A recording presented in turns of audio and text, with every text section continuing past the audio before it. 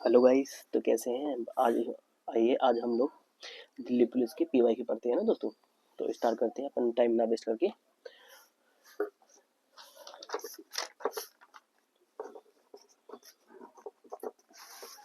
आइए अपन स्टार्ट करते हैं ना। तो स्टार्ट करते हैं, शुरुआत से स्टार्ट करेंगे अपन। आइए। मनुष्य ऐतिहासिक काल से खाद्य उत्पादक बना। ये कब बना था अपन? इस मनुष्य ना जब इंसान का जन्म हुआ था, जन्म से तब वो कब किस युग में जब खाद्य उत्पादक बन गया, जब खाने योग्य बन गया था, तो वो कौन सा युग था? अपन जानते हैं वो नवपाषाण काल युग था। आइए हम थोड़ा इनके बारे में डिटेल से थोड़ा पढ़ लेते हैं ना दोस्तों। ये थोड़ा सा रिवीजन कर लेते हैं ना। एक तो 5 मिनट लगेंगे, रिवीजन कर लेते हैं ना। आगे देखो दोस्तों, अपन जानते हैं इतिहास को अपन 3 भागों में पढ़ते हैं ना। इतिहास को अपन 3 भागों में पढ़ते हैं। पहला है प्राग प्राग या प्राग, है ना। प्राग ऐतिहासिक काल। दूसरा है आग आग ऐतिहासिक काल। और तीसरा कौन है? तीसरा है ऐतिहासिक काल। ऐतिहासिक काल जानते हैं ना। अपन थोड़ा बहुत जल्दी पढ़ लेते हैं ना। प्राग ऐतिहासिक काल को भी 3 भागों में बांटा गया है। पहला है नव पहला कौन सा है? पूरा पाषाण काल। पूरा पाषाण काल आप थोड़ा सुन लेना, ठीक है? मैं शॉर्ट में लिख रहा हूँ, ठीक है। पूरा पाषाण काल, फिर मध्य पाषाण काल, मध्य पाषाण काल, और तीसरा कौन सा है? नव पाषाण काल। कौन सा है? नव पाषाण काल, है ना। तो अपन ये प्राक ऐतिहासिक काल, इसको हम क्या पाषाण काल भी कहते हैं। पाषाण काल क्यों कहते हैं दोस्तों? इसमें क्या है? पाषाण पाषाण यानी होता है पत्थर। यानी जब इंसान जब इंसान पृथ्वी पे आया था ना, तो उसने सबसे पहले जो जिन हथियारों का प्रयोग किया गया था वो होता है पत्थर। तो इसलिए हम इसको पाषाण काल भी कहते हैं। इसलिए लोगों ने क्या है, अपने जीवन जीने के लिए ना, लोग पशु का मतलब शिकार किया है ना। उनको क्या है, पशुओं का शिकार करने के लिए क्या कुछ औजार चाहिए ना। तो औजारों के लिए ना उन्होंने क्या किया था, पत्थर के छोटे छोटे छोटे होते ना, उनसे हथियार बनाए और उनसे ना क्या किया, उनसे हथियारों से उनसे ना शिकार किया। शिकार से क्या है, उनको क्या, जैसे वो किसी जानवर को मार देते, वो लोग क्या करते, कच्चा मांस किसमें खाते थे? पूरा पाषाण काल में। इसमें तो क्या करते, पूरा पाषाण काल में ना, इसमें तो क्या करते, इंसान ने जैसे ही किसी जानवर को मारा तो उन्होंने क्या किया, तुरंत ही उसको कच्चा मांस खा लिया, है ना। फिर अब लेकिन जब ये मध्य का सड़क पल गया, तो इसमें क्या हुआ, धीरे धीरे जो छोटे छोटे पत्ते थे ना, छोटे छोटे पत्ते, इनको थोड़ा बड़ा कर दिया, है ना। इनको थोड़ा बड़े बड़े पत्थर बना लिए। अब बड़े बड़े पत्थरों से हथियार करना स्टार्ट कर दिए। ये मध्य पाषाण काल था, है ना। अब और ये जो नव पाषाण काल था, इसमें क्या किया था इंसान ना, इसमें इंसान क्या किया, इसमें ना भोजन पकाना, यानी खाक भोजन पकाने स्टार्ट कर दिया था ना। भोजन पकाना स्टार्ट कर दिया था, और भोजन खाने मतलब भोजन पकाना और खाक मतलब ये खाद्य उत्पादक बन गया था नहीं दोस्तों। तो अंश में अपने क्या पूछा गया है, खाद्य उत्पादक कब बना? तो ये कौन सा आंसर आएगा? नवपाषाण काल, है ना। तो चलो आगे आगे थोड़ा बढ़ते हैं ना। आइए आगे बढ़ते हैं।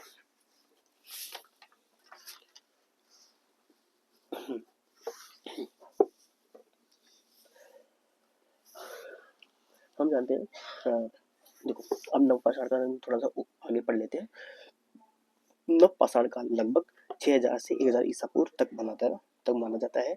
मानव इतिहास में नवपाषाण काल तो मानव इतिहास में नवपाषाण काल है ना, जो नवपाषाण काल में ही मनुष्य ने क्या किया था, खेती शुरू कर दी थी। देख लो दोस्तों, इन्होंने क्या किया, नवपाषाण काल में क्या कहते हैं, खेती भी स्टार्ट कर दी थी, है ना। नवपाषाण काल में इन लोग थोड़े विकसित हो गए थे। मध्य पाषाण काल है, उससे थोड़ा विकसित हो गए थे, और ये लोग क्या खेती भी करना स्टार्ट कर दिए थे।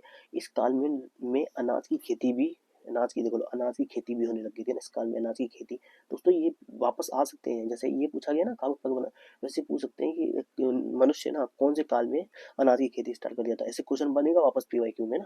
तो अपन थोड़ा सा ये याद रखना है ना। तो अनाज की खेती स्टार्ट करते कौन से? नवपाषाण काल में, है ना। और पशुपालन भी स्टार्ट कर दिया था इसने, इसी नवपाषाण काल में, है ना। इस काल में लोगों ने खेती की जमीन पर, यानी कि जो खेती की जमीन है ना, खेती की जमीन पर अलग अलग फसल, देखो अलग अलग फसल उगाना भी स्टार्ट कर दिया था ना। ये थोड़ा विकसित हो गया उससे ना। नवपाषाण काल फसल उगाना शुरू कर दिया था। इस काल में लोगों ने मिट्टी के बर्तन, यानी कि जो ये मिट्टी है ना, लोगों ने क्या किया था, इस काल में लोगों ने मिट्टी के बर्तन बनाना शुरू कर दिए थे। तो पूछेगा कि मिट्टी के बर्तन कौन से काल में स्टार्ट हो गए थे, बनाना स्टार्ट कर दिए गए थे। तो कौन सा काल था ये मिट्टी के बर्तन बनाना? मिट्टी के बर्तन बनाना शुरू कर दिया, कब किया था? तो ये नवपाषाण काल में कर दिया था ना।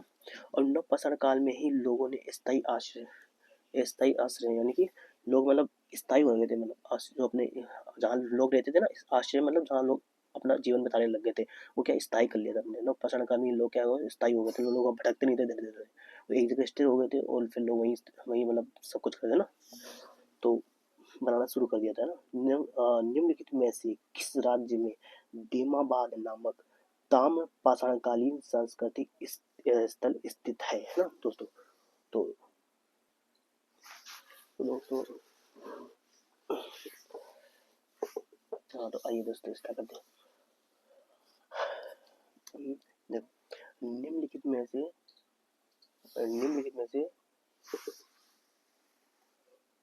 1 मिनट दोस्तों, 1 मिनट। ठीक है, हाँ तो स्टार्टअप दिख रहा होगा ना, राइट। तो निम्नलिखित में से किस राज्य में देवावत नामक ताम्र पाषाणकालीन सांस्कृतिक स्थल स्थित है ना। तो देखो ये क्या है, देमाबाद मतलब ताम्र पाषाणकालीन सांस्कृतिक स्थल, मतलब कि जो नव पाषाणकालीन है और कांस्य युग है उसके बीच का जो काल है उसको ताम्र पाषाणकालीन, ताम्र तांबा, जो जब टाइम मतलब ताम्र मतलब तांबा और तांबा और पत्थर जो है उसके उसका दोनों का यूज करने लग गए थे उस समय। तो ताम्रपाषाणकालीन सांस्कृतिक स्थल यानी देवावत नामक जो सांस्कृतिक स्थल है ना वो कहाँ किस राज्य में स्थित है। तो वो अपन जानते हैं महाराष्ट्र में। महाराष्ट्र में कहाँ है, महाराष्ट्र में जो देवाबाद नामक स्थान है ना, देवाबाद के जो बगल में जो देवाबाद में जो प्रवरा नदी गुजर रही है ना, वहीं पर ही मतलब इस नामक स्थान के ना जो पास में जो नदी बहती है ना उसका नाम क्या है, प्रवरा नदी है ना। तो आइए स्टार्ट करते हैं। महाराष्ट्र में ना, महाराष्ट्र का आंसर हो गया और ये महाराष्ट्र हो गया। अब देमाबाद है ना, ये हड़प्पा कालीन स्थल महाराष्ट्र के जो हड़प्पा कालीन स्थल भी है ना, हड़प्पा कालीन स्थल है ये, जो कहाँ है महाराष्ट्र में, महाराष्ट्र के अहमदानगर जिले में स्थित है। और मैं पूछूं हड़प्पा स्थल और कहाँ का है, अगर जैसे महाराष्ट्र में तो ये हो गया है ना, और भी अगर मैं बताना चाहूँ तो आप जानते हैं कि इधर की साइड जाओगे ना, जब पश्चिम की साइड जाओगे तो वहाँ पे एक नाम आता है बलूचिस्तान है ना। बलूचिस्तान में एक स्थान है सुतकेंगड़ है ना, वो नामक स्थान है ना, वो भी सांस्कृतिक स्थल है हड़प्पा कालीन का ना, जो कौन सी नदी के पास में है, दासी की नदी के पास में ना, दास की नदी के पास में। और जो अपने अपने यूपी में जाओगे ना, यूपी में एक स्थान है कौन सा, आलमगीरपुर है ना, जो कौन सी हिंडन नदी के पास में है ना। आप यूपी से जाओगे ना, यूपी में है ना, यानी उत्तरी साइड जाओगे ना, हम सॉरी पूर्व की साइड जाओगे ना तो अपना यूपी है ना, यूपी के अंदर कौन सा है एक ऐसे ही मतलब हड़प्पा कालीन स्थल जो है ना, वो कौन सा मिलेगा आपको, आलमगीरपुर, जो कहाँ है, यूपी में। जो मैं बोल रहा हूँ ना उसको थोड़ा सा याद कर लेना, अलग से लिख लेना, ये भी इंपॉर्टेंट है, आपको याद होगा तो ना। तो आलमगीरपुर कहाँ है, हिंडन नदी के पास में, यूपी में है ना। और आप ऊपर जाओगे ना, उत्तर की साइड जाओगे तो उत्तर की साइड आपको कौन सा मिलेगा, सांस्कृतिक स्थल मिलेगा, मांडा है ना। जो मांडा का है कश्मीर में है, कश्मीर में कहाँ है, मांडा का है कश्मीर में। मैं लिख नहीं रहा क्योंकि थोड़ा सा वो हो जाएगा, तो मांडा का है कश्मीर में है। और कश्मीर में कौन सी नदी के पास में है, जो चिनाव नदी है ना, चिनाव नदी उसके पास में आपको मांडा से मिलेगा। चलो इतना तो आपको अलग से बता दिया ना, और बाकी आगे पढ़ लेते हैं ना। और ये जो देमावरा नामक स्थान है ना, ये जो महाराष्ट्र, ये गोदावरी नदी की सहायक जो मतलब गोदावरी नदी है ना, जो महाराष्ट्र में जो गोदावरी नदी है उसकी सहायक नदी कौन सी है, प्रवरा नदी है ना, प्रवरा नदी है। प्रवरा नदी के बाएं किनारे पर स्थित एक निर्जन गांव, इसके यहाँ प्रवरा नदी के जो किनारे है ना, एक निर्जन गांव भी स्थित है। निर्जन गांव तथा पुरातात्विक स्थल, क्या है, पुरातात्विक स्थल है ये ना। इसकी खोज किसने की थी, बीपी बोप टिरकर ने इसकी खोज की थी। और देमाबाद से हड़प्पा कालीन ताम्र रथ भी मिला है, देख लो देमाबाद से कौन सा, हड़प्पा कालीन ताम्र रथ है ना, ताम्र रथ भी मिला है ना। तो ये भी याद रखना है अपन को। आइए आगे बढ़ते हैं। अब आगे कौन सा है ये, आइए आपको लिखना है जैसे ना। तो निम्न में से कौन सा युग सही नहीं है ना, अब हमको बताना है कौन सा युग है ना जो सही है। कि छत्तीसगढ़ में भीमबेटका है, अरे नहीं यार ये तो कहाँ है, भीमबेटका तो अपन को मिलेगा अपन को एमपी में। भीमबेटका कहाँ पर है, एमपी में है दोस्तों, भीमबेटका कहाँ है, एमपी में, एमपी में है ना, छत्तीसगढ़ में कहाँ है, तो ये तो नहीं होगा ना ये। तो इसमें से कौन सा सही नहीं है, यानी सही नहीं है मतलब एक ही, तो यही नहीं सही होगा, बाकी सारे सही है। तो हम्पी हाँ जानते हैं, हम्पी तो कर्नाटक में है। फतेहपुर सिकरी तो यूपी में है, हाँ ये यूपी है। और कोणार्क का सूर्य मंदिर कहाँ है, उड़ीसा में, हम जानते हैं कोणार्क का सूर्य मंदिर कहाँ पर है, ये उड़ीसा में है, ये भी सही है। तो तीनों सही है लेकिन ये गलत है, इसको इसको भी उनको ना ध्यान से रखना है ना, इनको भी, क्यों अगली बार ये भूल जाए कि हम्पी कहाँ, हम्पी कर्नाटक कहाँ, हम्पी जो है ना, हम्पी का जो मंदिर है, हम्पी कहाँ पे स्थित है ये हमको पता है, कर्नाटक में है। अब फिर अगली बार पूछ लेगा कोणार्क का सूर्य मंदिर कौन से राज्य में स्थित है, हमको पता है उड़ीसा में है ना। तो अपन को ये भी ध्यान में रखना है ना दोस्तों। एक मिनट। तो हम्म, हम्म, तो बढ़ते अपन अपना क्वेश्चन नंबर चौथा है ना। भाई होगा आपको दिख रहा होगा। चलो दिख रहा है ना आपको? अरे दिखेगा क्या?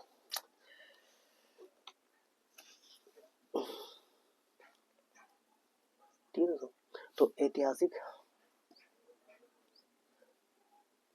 ऐतिहासिक सीढ़ीदार कुआं, ऐतिहासिक सीढ़ीदार कुआं बावली अग्रसेन की बावली कहाँ पे स्थित है? हम जानते हैं दिल्ली में स्थित है। कहाँ है? दिल्ली में। तो आंसर क्या हुआ? दिल्ली। हाँ ये देखो।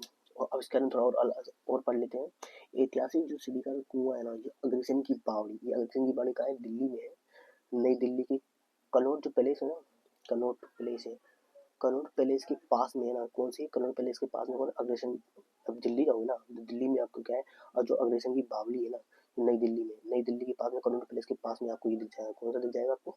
ऐतिहासिक सीढ़ीदार कुआं, सीढ़ीदार कुआं है ना, ऐतिहासिक जो सीढ़ीदार कुआं है ना बावली, ये काम मिलेगा आपको दिल्ली के है ना। तो ये भी आपको थोड़ा बहुत याद रखना है, क्योंकि देखो दिल्ली पुलिस का पेपर पूछा होता है ये तो पूछेगा ही ना, तो इससे रिलेटेड जो चीज़ है वो भी पूछ सकता है।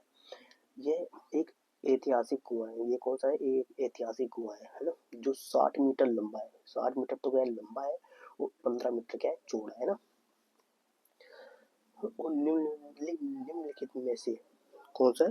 निम्नलिखित में से कौन सा मानव गतिविधि है ना, जो मानव गतिविधियों से संबंधित है ना, एवं सभ्यता के प्राग, यानी वही प्राग मतलब समझ गए ना।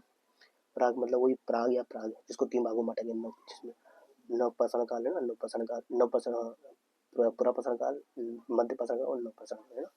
तो अपन जानते हैं निम्न में कौन सा मानव गतिविधियों एवं सभ्यता के प्राक ऐतिहासिक काल का सही कलाक्रम में, मतलब इसको ना, मतलब सही सही कलाक्रम यानी एक क्रम से सही कलाक्रम कौन सा है? अरे हम जानते हैं यार, पुरापाषाण काल है, फिर मध्यपाषाण काल है, फिर क्या है? नवपाषाण काल आएगा है ना। पहले लोगों ने क्या किया था? लोगों ने स्टार्ट किया था, मैंने पत्थर से स्टार्ट, छोटे छोटे पत्थर से हथियार करना स्टार्ट किया, फिर दोनों बड़े बड़े पत्थर बना लिए। और फिर क्या हुआ? फिर लोग भोजन वोजन पकाना स्टार्ट कर दिए थे ना, कौन सा? नवपाषाण काल में खेती करना स्टार्ट कर दिए। तो ये सही कलाक्रम तो यही होगा ना, तो यही होगा। तो वही है ना। तो आइए देखो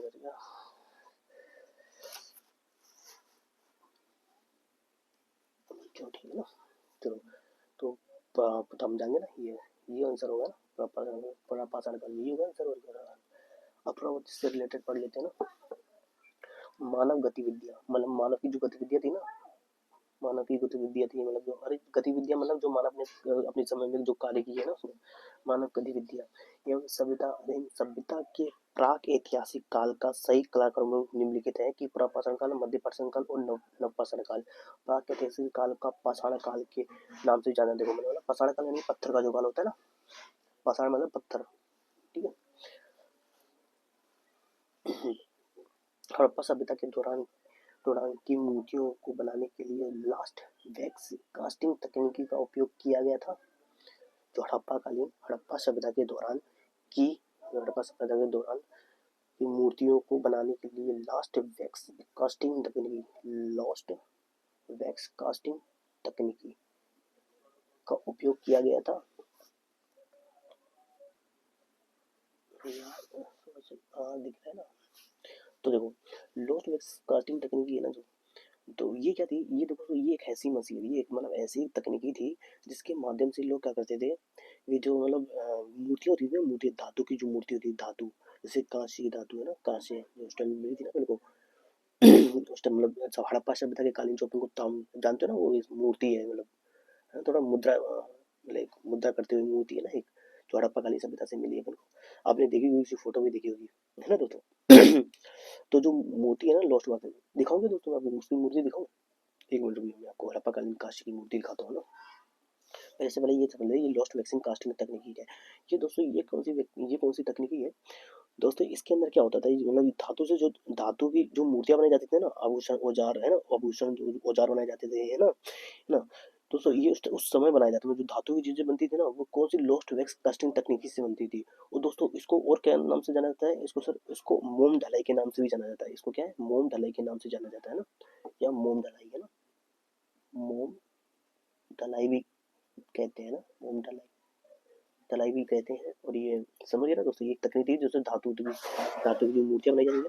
और आपको हड़प्पा कालीन काशी जो मूर्ति है वो मिली है ना, आपने अगर देखी हुई तो ठीक है, नहीं देखी तो मैं आपको और दिखा देता हूँ ना। 1 मिनट रुकिए लाइन पर रहिए दोस्तों।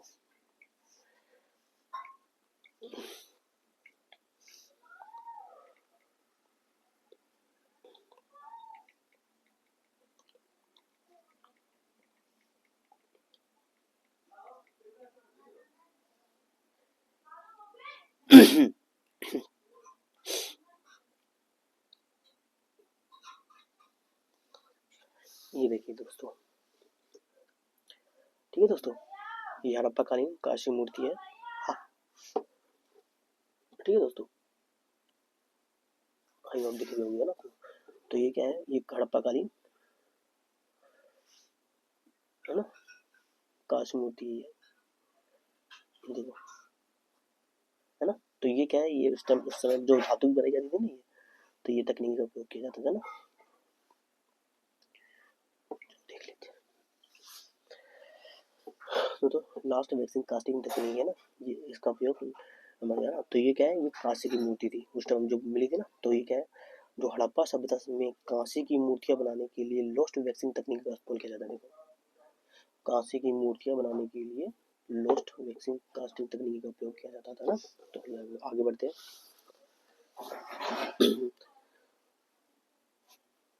सुरकोटदा पुरातत्व स्थल किस राज्य में स्थित है? देखो, दिल्ली पुलिस में आया ना 2020 में पूछा गया, सुरकोटदा पुरातत्व स्थल, सुरकोटदा पुरातत्व स्थल किस राज्य में स्थित है ना। तो अपन जानते हैं ये क्या है, गुजरात में स्थित है। गुजरात, ये गुजरात में स्थित है। ये सुरकोटदा क्या था ना, ये सुरकोटदा में ये पुरातत्व स्थल है भारत के गुजरात के राज्य के कच्छ जिले में। जो कच्छ जिला है ना, जानते हो ना कच्छ जिला, कच्छ जिला जानते हो ना, जहाँ पे नमक का उत्पादन होता है ना, नमक का उत्पादन होता है ना, कच्छ जिला में स्थित है। ये सिंधु घाटी की सभ्यता से जुड़ा एक छोटा किलाबंद स्थल है। ये किलाबंद स्थल है, चारों से ना किलाबंद स्थल है। ये एकमात्र ऐसा सिंधु घाटी सभ्यता स्थल है, सभ्यता स्थल है जहाँ घोड़े की अस्थियों के अवशेष मिले हैं। ये एकमात्र, ये याद रखना दोस्तों, ये क्या है, एकमात्र ऐसा सिंधु घाटी सभ्यता स्थल है जहाँ घोड़े की घोड़े की अस्थियों के अवशेष मिले हैं। मतलब उस मतलब देखो, घोड़े की आपको क्वेश्चन पूछे कि हड़प्पा कालीन सभ्यता में ना घोड़े के साक्ष्य नहीं, मतलब पता नहीं कर पाए लोग, है ना। लेकिन अगर पूछे कि लगभग लगभग इन लोगों का अनुमान है कि घोड़े की जो अस्थियों के अवशेष मिले हैं ना, वो जो लोग कहते हैं कि वो घोड़े के अवशेष मिले हैं, वो कौन से, सुरकोटदा से मिले, सुरकोटदा से मिले। लेकिन अगर ये पूछा जाए कि घोड़े के अवशेष, मतलब आगे मतलब लोगों ने मतलब कंफर्म नहीं उनको पता कि भाई घोड़े के साक्ष्य मिले नहीं मिले, लेकिन लोगों ने क्या अनुमान लगा रखी, हाँ कि उस समय भी घोड़े पाए जाते थे ना। लेकिन हड़प्पा कालीन सभ्यता, सिंधु घाटी सभ्यता के स्थल, सिंधु घाटी सभ्यता में आज भी पता नहीं कर पाए, निश्चित नहीं पता कर पाए कि हाँ ये घोड़े के स्थल ही स्थित है ना। तो गुजरात में स्थित धोलावीरा हड़प्पा स्थल की खोज 1967 में जेपी जोशी ने की थी, है ना। तो गुजरात में जो धोलावीरा है ना, गुजरात में गुजरात में 2 स्थल हैं, कौन से, एक धोलावीरा, एक सुरकोटा था ना, ये दोनों का है गुजरात में, है ना। हड़प्पा स्थल की खोज में 1967 से 1968 में जेपी जोशी ने की थी, है ना। इसकी खोज धोलावीरा की खोज किसने की थी, जेपी जी जोशी ने ना। ये भी याद रखना, ये भी पूछ सकते हैं। निम्नलिखित में से कौन सा हड़प्पा कालीन स्थल गुजरात में स्थित नहीं है। देखो, तो गुजरात में स्थित नहीं है, अपन जानते धोलावीरा भी है, कोटदा भी है ना, कोटदा भी है, लोथल भी है, लोथल भी है ना, रंगपुर भी है, रंगपुर भी कहाँ है, गुजरात में स्थित है ना, रंगपुर। लेकिन कौन सा नहीं है, आमेर गिरपुर नहीं है, ठीक है दोस्तों, आमेर गिरपुर नहीं है ना, ये भी आपको याद रखना। हड़प्पा कालीन स्थल आमरी, जो कि कहाँ है, पाकिस्तान में, कहाँ है, पाकिस्तान के सिंध प्रांत में है। जो हड़प्पा कालीन स्थल है जो आमरी है, ये कहाँ पर है, ये कहाँ है, पाकिस्तान के सिंध प्रांत में है ना दोस्तों, कहाँ पर है, सिंध प्रांत में, सिंध प्रांत में है। ये स्थल है सिंधु घाटी के किनारे है। ये स्थल कहाँ है, सिंधु घाटी के किनारे है ना, है दोस्तों। ये स्थल कहाँ है, सिंधु घाटी के किनारे है, किनारे है। आमरी से हड़प्पा पूर्व सभ्यता आमरी से हड़प्पा पूर्व सभ्यता और परवर्ती हड़प्पा संस्कृति के बीच संक्रमण युग से जुड़े साक्ष्य प्राप्त होते हैं ना, संक्रमण युग से प्राप्त होते हैं। कुछ महत्वपूर्ण हड़प्पीय स्थल और उनकी अवस्थितियां हैं, मतलब कि कुछ जो मैंने बताया था ना आपको थोड़ी देर पहले भी मैंने आपको बताया था कि जम्मू कश्मीर का है, जम्मू कश्मीर में कौन सी नदी है, मांडा नदी है ना, मांडा नदी है ना, ये कौन सी नदी के किनारे है, ये है चनाव नदी के किनारे, मैंने बताया था ना आपको। और देवावत कहाँ है, ये प्रवरा नदी के किनारे है, कहाँ है प्रवरा, ये महाराष्ट्र में कहाँ है, प्रवरा नदी है ना, आपको बताया था मैं, गोदावरी की सहायक नदी है ना, हमने इधर पढ़ा भी था ना, गोदावरी की सहायक नदी है ना, प्रवरा नदी है ना, उसके किनारे स्थित है, उसका गाँव भी है, कहाँ था जो गाँव, कहाँ गया वो है ना, तो सही है रहा, देखो निजन गाँव गया है ना, निजन गाँव छोड़ छोड़ है ना। और कालीबंगा संता जानते हो, राजस्थान में है ना, राजस्थान में हनुमानगढ़ के पास में, ये आपको दिख जाएगी कालीबंगा संता है ना। राखी गढ़ी ये क्या है, हरियाणा में है ना, इसका है हरियाणा में, राखी गढ़ी का है, ये रही, ये क्या है हरियाणा में, ठीक है। हुलास ये क्या है, उत्तर प्रदेश में, उत्तर प्रदेश में आलमगीर भी, आलमगीरपुर आलमगीरपुर है ना, ये भी उत्तर प्रदेश में, हुलास भी क्या है उत्तर प्रदेश में है ना। और आलमगीरपुर है ना, ये भी उत्तर प्रदेश में ही, जो क्या है मेरठ में है ना।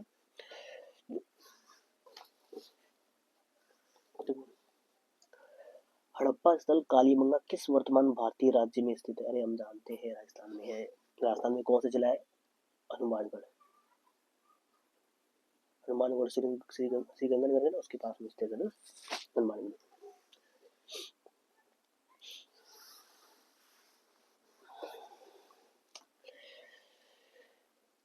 देखो कालीबंगा हड़प्पा स्थल राजस्थान के हनुमानगढ़ जिले में, देखो बोला था ना मैंने, हनुमानगढ़ जिले के पास में है। सर्वप्रथम अमलानंद घोष ने कालीबंगा की सभ्यता की खोज किसने की थी, अमलानंद घोष ने की थी, किसने, अमलानंद घोष ने की थी।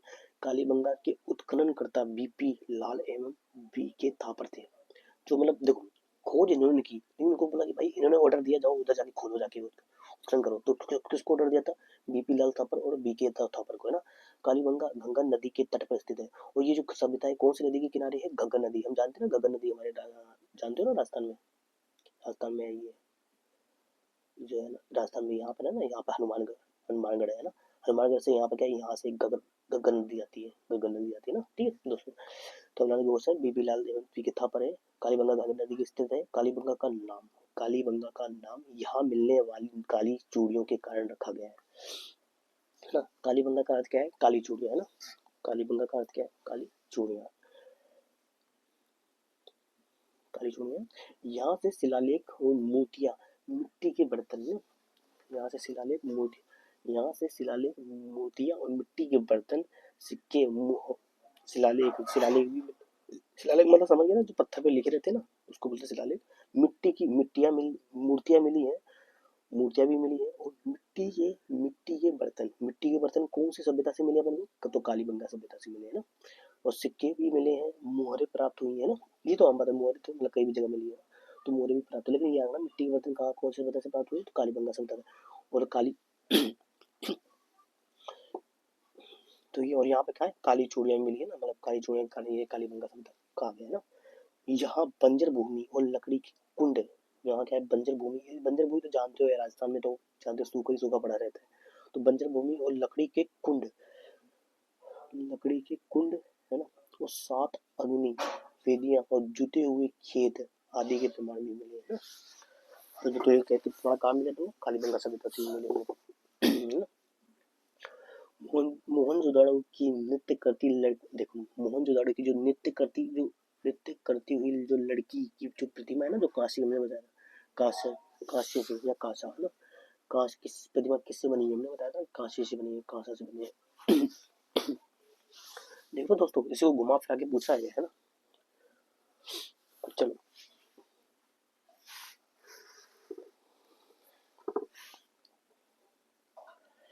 ये मूर्तियां सिंधु घाटी सभ्यता के शहर मोहनजोदड़ो में, यानी सिंधु घाटी सभ्यता का शहर कौन सा था, मोहनजोदड़ो, मोहनजोदड़ो सिंधु घाटी सभ्यता का शहर मोहनजोदड़ो में मिली है।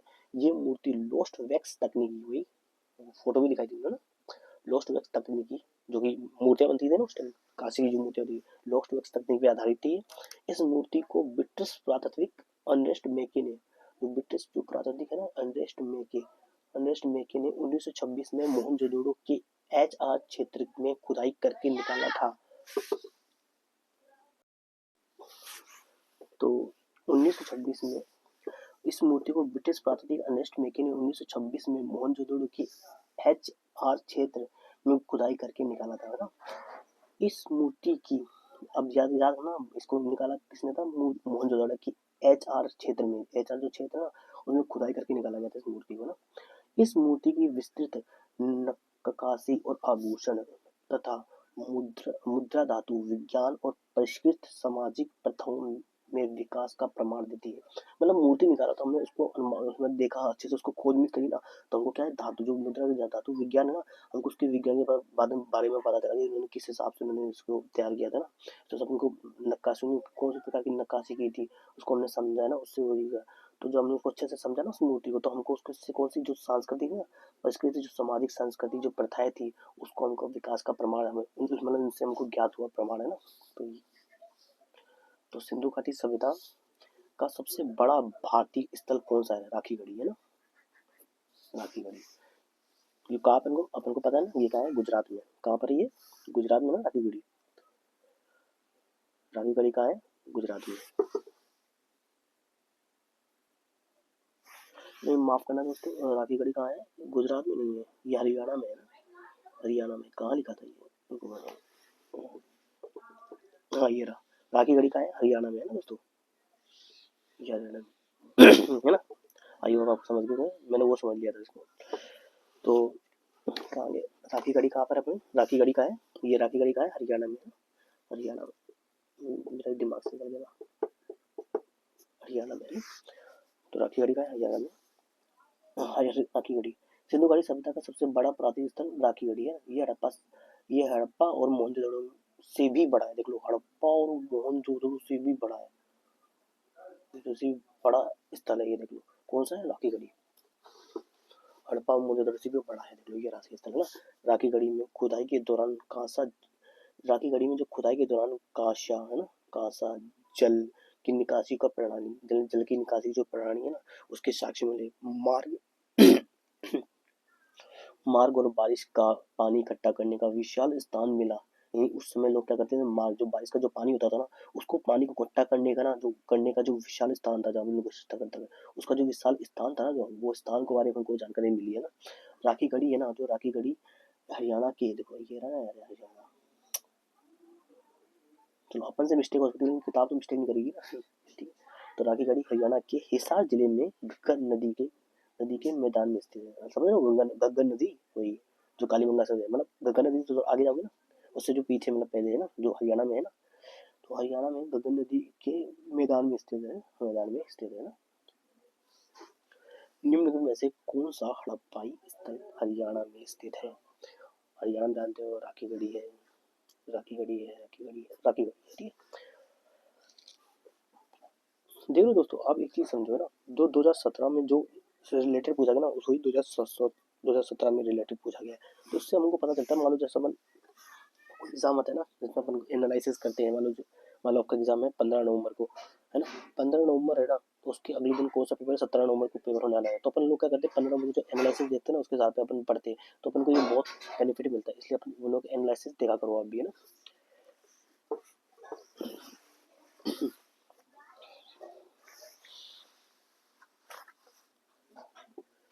तो धोलावीरा का हड़प्पा नगर कितने भागों में था? जो धोलावीरा है ना, धोलावीरा का हड़प्पा नगर कितने भागों में विभाजित था? तो अपन जानते हैं ये कितने भागों में था, 3 भागों में विस्तारित था। धोलावीरा ना पश्चिम भाग के गुजरात राज्य में कच्छ जिले के भचाऊ तालुका के, कच्छ जिला के, जो गुजरात में जो कच्छ जिला है ना, जहाँ पर नमक का उत्पादन होता है ना, तो वो भचाऊ जो तालुका के खेत वो खदीर खादिर बेट उनमें स्थित एक प्राकृतिक स्थल है ना, प्राकृतिक स्थल है ना। धोलावीरा शहर 3 भागों में विभाजित किया गया है, 3 भागों में विभाजित किया गया है।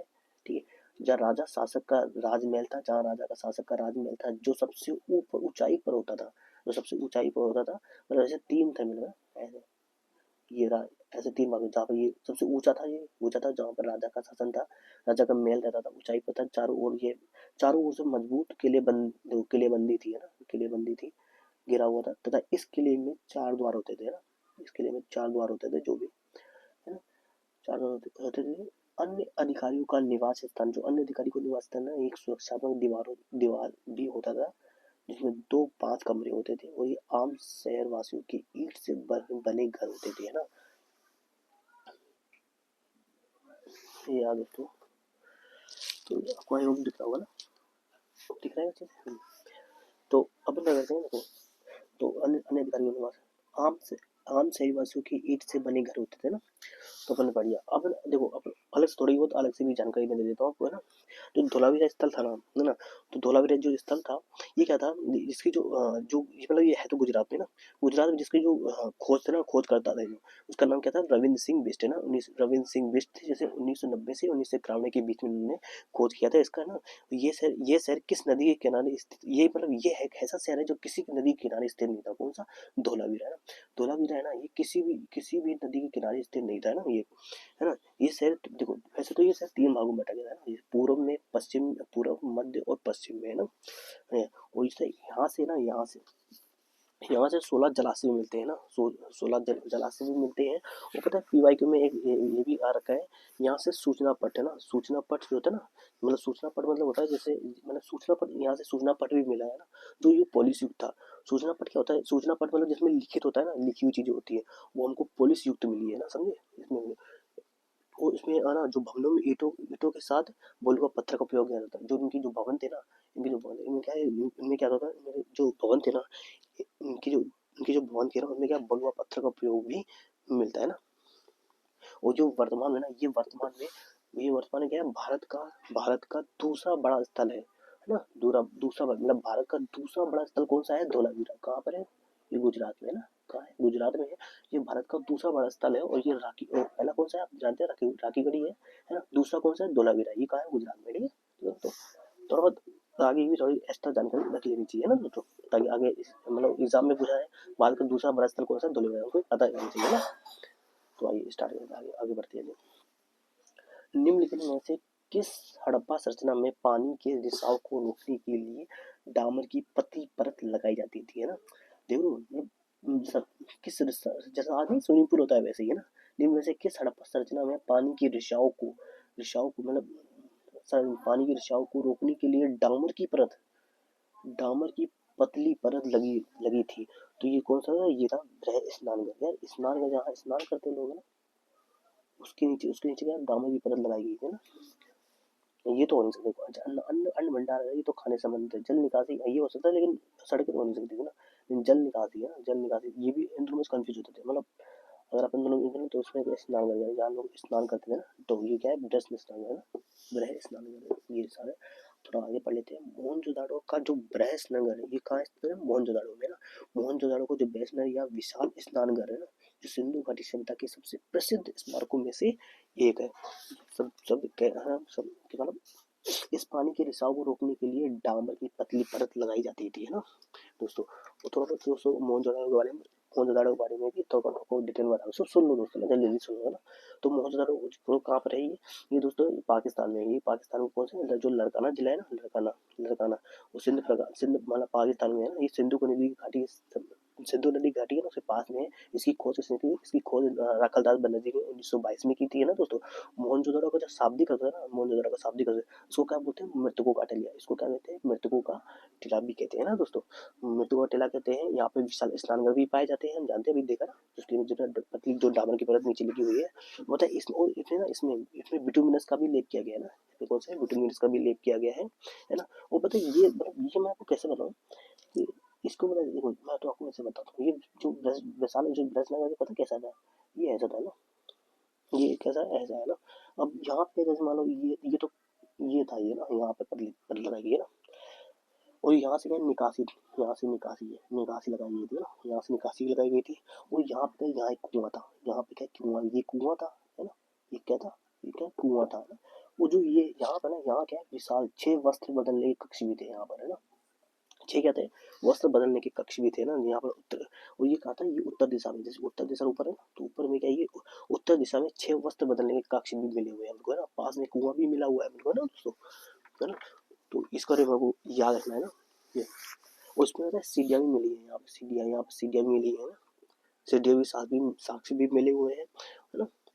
तो बस इतना ही हमको याद करना होगा, लेकिन आप और भी कुछ याद रखना चाहो तो रख सकते हैं। यहाँ से नृत्य की मतलब यहाँ से नृत्य की है ना, नृत्य की मूर्तियाँ भी मिली हुई हैं मोहनजोदड़ो से, नृत्यकी की मूर्ति भी मिली है, जो कि कौन सी है, कांस्य धातु की बनी हुई है ना, कांस्य धातु की बनी हुई है नृत्य की। हाँ, और इसमें जो है ना, जो मतलब ये क्या है, पुरोहितों के लिए था, मतलब जो पुरोहित राजा होते थे ना, उस जो यहाँ से मतलब जो एक पुरोहित राजा देखा होगा, पत्थर की थोड़ी मूर्ति टूटी हुई है ना, उसके मतलब थोड़ा सा आधा भाग आपने फोटो देखी होगी, शायद देख ली होगी ना आपने, पुरोहित राजा की। मतलब जो वो मूर्ति पता है कैसी है, वो ध्यान अवस्था में है ना, ध्यान अवस्था में वो वैसी मूर्ति मिली है जो ध्यान अवस्था की है ना दोस्तों, है ना। जिसे हम योगी योगी की मुद्रा भी कहते हैं ना, योगी की मुद्रा भी है ना। जहाँ से अपन को मोसोपोटामी है ना, मोसोपोटामिया की मोर भी मिलती है ना। आई होप आपको मैंने इतना सब समझा दिया होगा, आप बात सुन लियोगा ना, मतलब इसको थोड़ा याद रखना है ना, चाहे अलग से लिखना है जो मैंने बोला है, मतलब सबको अलग से भी लिख लेना है ना। आइए आगे बढ़ते हैं। अब हड़प्पा सभ्यता की मोहरों पर निम्नलिखित में से कौन सा पशु अक्सर देखा जाता है।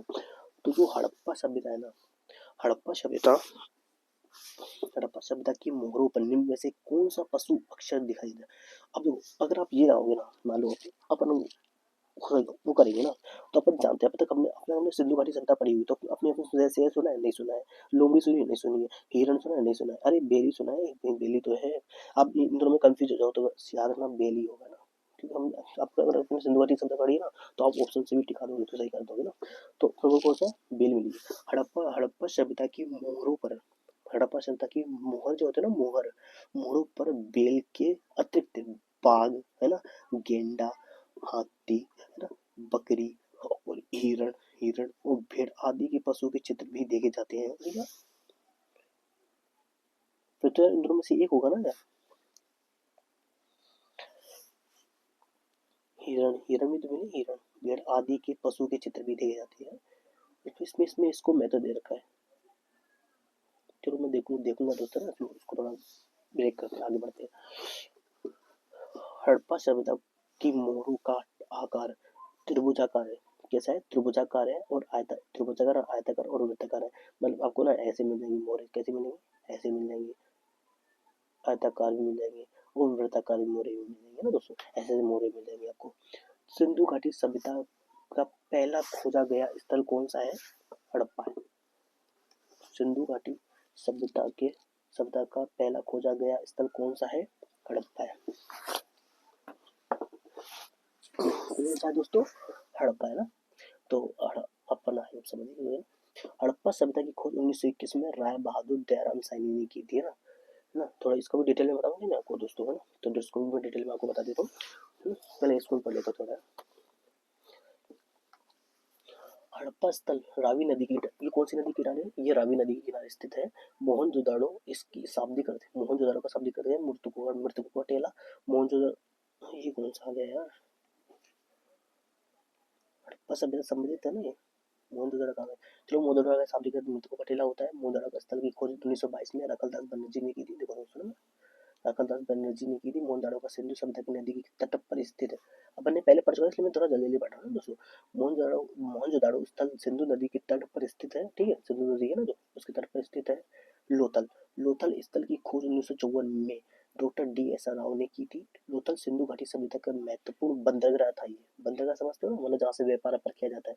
अरे बंदरगाह समझते हो ना, मतलब जहाँ से मतलब जो व्यापार होता है ना, समुद्रों के माध्यम से बहता गया। लोथल का ये क्या गुजरात में स्थित है, तो गुजरात में क्या लोग मतलब नहीं वहाँ से क्या समुद्र के माध्यम से जो जो व्यापार किया जाता है उसको बोलते हैं बंदरगाह, है ना। तो लोथल स्थल भगवा नदी के तट पर स्थित है। लोथल स्थल कहाँ पर है, ये लोथल स्थल भगवा नदी के तट पर है ना, भगवा नदी के तट पर स्थित है। सिंधु सभ्यता के इनमें से थोड़ा सा मैं आपको हड़प्पा के बारे में भी समझा देता हूँ ना दोस्तों। हड़प्पा सभ्यता ना, तो इसके बारे में आपको जानकारी देता हूँ ना दोस्तों। तो देखो हड़प्पा सभ्यता क्या था, देखो हड़प्पा सभ्यता ये क्या है, ये पाकिस्तान में है ना। जो हड़प्पा सभ्यता ना दोस्तों, हड़प्पा सभ्यता में आपको यही नजर आता है, कहाँ गया हड़प्पा सभ्यता, हाँ मेरा। देखो जो हड़प्पा सभ्यता है ना, तो सिंधु घाटी सभ्यता का सबसे पहला बात खोजा जाता है कौन सा हड़प्पा सभ्यता। थोड़ा बहुत इसके बारे में थोड़ा जानकारी दे देता हूँ मैं। हड़प्पा सभ्यता का है ये ये जो राजस्थान में है ना, मोंट गोमरी जिला है ना जो राजस्थान का, वहाँ स्थित है ये। ठीक है, वर्तमान में इसको साहिवाल जिला भी कहा जाता है ना, साहिवाल जिला जो वर्तमान में क्या है, वर्तमान में तो साहिवाल जिले में है। और ये कौन सी नदी का है, रावी नदी के तट के किनारे है। इसके उत्खननकर्ता कौन से, दयाराम साहनी थे, जिन्होंने 1921 में सबसे पहले 1921 में दयाराम साहनी ने 1921 में इसकी खोज की थी। ठीक है दोस्तों। और यहाँ से बताए क्या दोस्तों, यहाँ से जो आप जानते हो ना 837 कब्रिस्तान पाए गए हैं, ये पूछा जा सकता है, ये जो ना पूछा गया भी है ना, 837 कब्रिस्तान पाया गया है। यहाँ से विदेशी की कब्र भी मिली है अपने को, है ना। और यहाँ पे क्या श्रृंगार पेटिका है ना, श्रृंगार पेटिका समझते हो ना, मतलब श्रृंगार पेटिका मतलब होता है जैसे यहाँ पे क्या श्रृंगार पेटिका मिली है। श्रृंगार पेटिका जो सौंदर्य प्रशासन से संबंधित है ना, सुंदरता से सुंदर, जैसे आज के जमाने में अपन जानते हैं वो अपने सुंदर लड़कियां बहुत सारा बॉक्स में अपने सुंदर के सामान रखती है ना, बॉक्स में सुंदर के सामान रखती है। वो सुंदरता का एक बॉक्स था है ना, जिसको हम क्या बोलते हैं, श्रृंगार पेटिका कहते हैं ना। यहाँ से स्वास्तिक का चिन्ह भी मिलता है ना, स्वास्तिक का चिन्ह मिलता है। नदी के तट पे 12 अन्नगर भी मिलते हैं ना, अंधकार भी मिलते हैं। पता है इसके पास में दोस्तों, इसी के पास में क्या है, इसमें कांसे की खिलौना नुमा गाड़ी भी यहाँ से मिली है ना, तो कांसे की गाड़ी नुमा यहाँ से मिली है।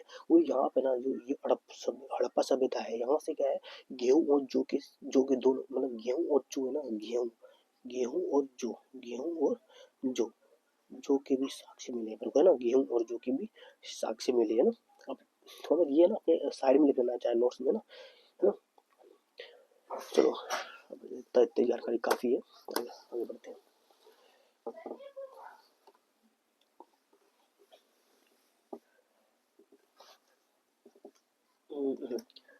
सिंधु सभ्यता के इनमें से किस स्थल से जलाशय के साक्ष्य मिले हैं, सिंधु सभ्यता के इनमें से किस स्थल से जलाशय की साक्ष्य मिली है। तो ये कौन सा है, ये है धोलावीरा है ना। कौन सा है ये कौन सा है, धोलावीरा है, जहाँ से हमको सिंधु घाटी सभ्यता के किस स्थल से जलाशय की साक्ष्य मिली। देखो दोस्तों ऐसे भी पूछ सकता है ना, तो कौन सा ये धोलावीरा है ना।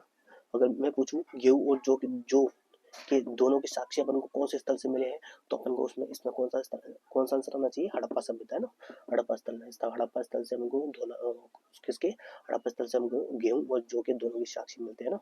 और जो धोलावीरा है ना, धोलावीरा यहाँ से हमको जलाशयों के साक्ष्य मिलते हैं। और विशाल स्नानघर कहाँ मिलता है अपन को, मोहनजोदड़ो में मिलते हैं ना। तो थोड़ा सा दोस्तों मैं रिविजन आपका करा रहा था ताकि माइंड में बैठे रहे ना दोस्तों। और धोलावीरा स्थल गुजरात राज्य में स्थित है ना। देखो धोलावीरा स्थल कहाँ है, गुजरात राज्य में स्थित है ना। कोटदीजी, इस स्थल में कांसे की चपटे फलक वाली, जो कोटदीजी है ना, इस स्थल में कांसे की चपटे फलक वाली कुल्हाड़ी के साक्ष्य मिले हैं। पूछिए कुल्हाड़ी के साक्ष्य कहाँ मिले, धोलावीरा में मिले हैं। यह स्थल पाकिस्तान देश के सिंध राज्य में स्थित है। लोथल, इस स्थल से 3 युगल समाधियां के साक्ष्य मिले। जो लोथल है ना, लोथल से 3 युगल समाधियां के साक्ष्य भी मिले हैं। यह स्थल गुजरात राज्य में स्थित है ना दोस्तों। तो मैं आपको दोस्तों लोथल के बारे में थोड़ा बहुत समझा देता हूँ ना दोस्तों। लोथल क्या है, लोथल है ना दोस्तों, देखो अब थोड़ा समझना है। ये कहाँ है, ये गुजरात में स्थित है ना। लोथल कहाँ है, गुजरात में स्थित है। ये कौन सी नदी किनारे है, ये भोगा नदी किनारे है ना, भोगा नदी किनारे स्थित है ना। इसकी खोज किसने की थी, एस आर राव जगन्नाथ, मतलब जो वो थे ना, रंगनाथ राव है ना, रंगनाथ राव है ना, याद आ गया मुझे। रंगनाथ राव ने इसकी खोज की थी है ना दोस्तों। ये एक व्यापारी नगर था, अगर पूछे ना, ये एक व्यापारी नगर था है ना दोस्तों। ये कौन सा था, व्यापारी नगर, क्योंकि यहाँ से दोस्तों यहाँ पे बंदरगाह, जब लोथल में क्या है, बंदरगाह पाया गया है ना। बंदरगाह का मतलब लोथल है ना, लोथल में क्या है, बंदरगाह पाया गया। अब बंदरगाह का मतलब क्या, जहाँ से लोग व्यापार करते हैं। तो ये क्या है, व्यापारिक स्थल था है ना दोस्तों। तो ये क्या है, व्यापारिक स्थल था। और यहाँ से गोदीवाड़ा भी मिलता है, गोदीवाड़ा के साक्ष्य भी मिलते हैं। अब ये गोदीवाड़ा क्या था, गोदीवाड़ा मतलब क्या होता है, बंदरगाह, जो बंदरगाह है ना, जो मतलब बंदरगाह वो, मतलब जहाँ से जहाजों का, मतलब जो बंदरगाह है ना, वो दिख रहा है, इसी को हम गोदीवाड़ा कहते हैं। ऐसे मतलब गोदीवाड़ा के साक्ष्य मिले, मतलब दोनों, मतलब उस समय उस जमाने में लोग गोदीवाड़ा कहते थे। तो वो जो बंदरगाह जो विशाल होते हैं ना, उनको गोदीवाड़ा कहते हैं। तो बंदरगाह या गोदीवाड़ा एक ही बात है ना दोस्तों। तो उसके जहाज, मतलब इसी जल जहाजों की जो गोदी होती है ना, आप समझ गए ना, बंदरगाह मतलब जो गोदीवाड़ा के साक्ष्य मिले ना, ये समझ लेना, गोदीवाड़ा मतलब बंदरगाह है ना। ये सिंधु घाटी सभ्यता की सबसे बड़ी कीर्ति थी। ये कौन सी है? ये सिंधु घाटी सभ्यता की कौन सी है? सबसे बड़ी कीर्ति है ना दोस्तों, सबसे बड़ी कीर्ति। और यहाँ से क्या है दोस्तों, देखो पीवाईक्यू में पूछा गया है ना कि चावल के साक्ष्य कहाँ से मिले हैं ना। चावल के साक्ष्य कहाँ से मिले हैं हम जानते हैं, लोथल से। चावल के साक्ष्य कहाँ मिले हैं, कहाँ से मिलते हैं? ये लोथल से मिलते हैं, लोथल से मिलते हैं ना, कौन से? चावल के साक्ष्य। ठीक है दोस्तों, ये आप याद रखना। ठीक है दोस्तों, वो फारस की मोहर, जो फारस की मोहर है ना, वो गोलाकार बंटुनमा, वो भी यहीं से मिलती है। फारस की जो मोहर है ना, गोलाकार है ना, बंटुनमा है ना, गोलाकार है ना, गोलाकार बंटुनमा, ये कहाँ से मिलती है? फारस की मोहर यहीं से मिलती है। कहाँ से मिलती है? लोथल से ही मिलती है दोस्तों ना।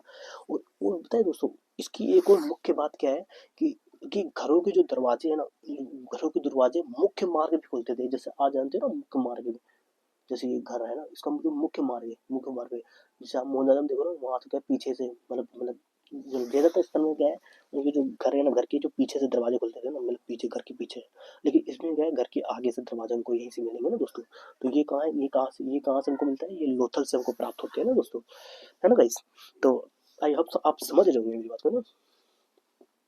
यहाँ से क्या है, यहाँ से ना, यहाँ से 7 अग्निकुंड भी मिले हुए हैं। आप दोस्तों बस अपने कान में सुनते रहना, जो मैं आपको बोल रहा हूँ ना, बस इसको आप थोड़ा दिमाग में सुनते रहना। ठीक है दोस्तों, मैं बस आपका रिवीजन भी करा रहा हूँ ना अच्छे से, ताकि आगे से आगे आगे जो आने वाले क्वेश्चन है ना, अगर पूछे तो इनमें सब मतलब जो भी आगे जो क्वेश्चन बन सकते हैं ना, तो अपन को याद रहना चाहिए ना दोस्तों।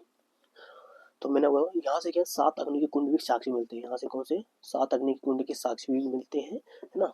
इसी 7 अग्नि कुंड में ना हमको क्या है, जो 7 अग्नि कुंड ना, मतलब 7 अग्नि कुंड है, मतलब 7 अग्नि कुंड है, उस इसी अग्नि कुंड में ना, इसी अग्नि कुंड में क्या है, हमको हड्डियां मिलती है। अगर मान लो अग्नि कुंड मतलब यहाँ पर क्या है, साक्ष्य मतलब जो अग्नि कुंड है ना, मतलब जहाँ पे लोग क्या है जलाएंगे, हड्डी वड्डी जलाएंगे, तो अपन जाएंगे अग्निकुंड के अंदर, तो अपन को हड्डी भी मिलेगी वहां पर, है ना। तो इसका मतलब हम जब हमको हड्डी वड्डी मिली ना, तो हमने हमने इसको यहाँ बना दिया कि हाँ, यहाँ पे क्या है, यहाँ पे मतलब बलि प्रथा होती हुई, मतलब बलि प्रथा है ना, बलि प्रथा, बलि देते होंगे। तो जो जो उसकी हड्डियां है ना, उसकी तभी से साक्ष्य मिले है ना, हड्डी वड्डी मिली हुई तभी तो साक्ष्य मिले। और खोपड़ी में चल शल्य चिकित्सक भी मिले हैं, जो मतलब खोपड़ी की जो शल्य चिकित्सक है ना, मतलब उस टाइम खोपड़ी में शल्य चिकित्सक होते थे ना, उसके भी प्रमाण यहीं से मिले। ठीक है दोस्तों, आई होप इतना आप जानकारी बहुत अच्छी हुई। ठीक है दोस्तों, बस आप इसको अपने दिमाग में करेंगे, या तो आप किसी जगह लिख भी सकते हैं ना दोस्तों। मोहनजोदड़ो का नाम, मोहनजोदड़ो का नाम का अर्थ किस भाषा में मृतकों को अकेला है? मतलब कौन सी भाषा में इस मोहनजोदड़ो का नाम है ना, मोहनजोदड़ो का अर्थ क्या है कि मृतकों का डला, मृतकों का डला। ये कौन सी भाषा में, ये कौन सी है? सिंध भाषा में। कौन सी भाषा है? सिंध भाषा में है ना। मोहन मोहनजोदड़ो को सिंधु घाटी सभ्यता का सबसे बड़ा स्थल माना जाता है। मोहनजोदड़ो है ना, मोहनजोदड़ो को सिंधु घाटी सभ्यता का सबसे बड़ा स्थल माना जाता है। देखो, मोहनजोदड़ो सिंधु घाटी सभ्यता का सबसे बड़ा स्थल इसको माना जाता है ना, बड़ा स्थल।